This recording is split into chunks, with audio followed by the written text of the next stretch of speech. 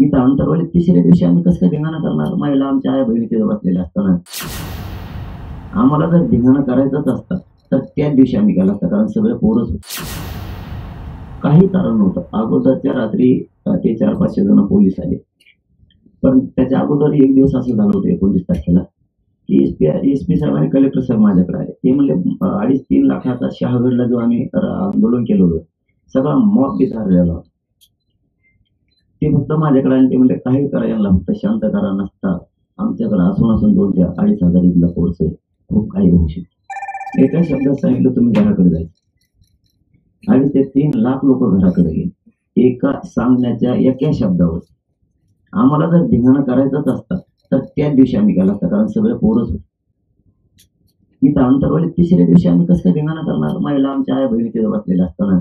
2-2, 4-4 महिन्याचे लेकरं सुद्धा ते थंडीत वाजते त्यांना, तरी पण लेकरं होती.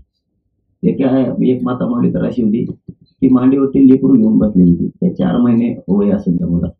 आईचं डोकं इतकं फुटलं की आईच्या लक्ष सुद्धा राहिलं आपल्या मांडीवर पोरगं, आणि ते पोरगं पूर्ण रक्तानं भिजलेलं होतं. म्हणजे एवढं असं काय झालं होतं? म्हणून त्याला आम्ही टर्निंग पॉईंट नाही म्हणणार. तो खूप डाग आहे मोठा. इतकं निर्दयी सरकार मी माझ्या जीवनात कधी नाही बघितलं. चीड ही निर्माण होणारच. कारण तुम्ही इतका मार दिला, आत्ता पण सांगतो ना, मला वाटतं आमच्यातलं इथं असं नाही एखादा, त्याच्यात आत्ता बी 13 गोळ्या त्याच्या हात लावला की दिसत नाही. आत्ता इथं सोबत आहे दौऱ्या. असे किती काय, तुम्हाला एक तर चिरे मारायची परवानगी नाही. तुम्ही ते कसे मारू शकता?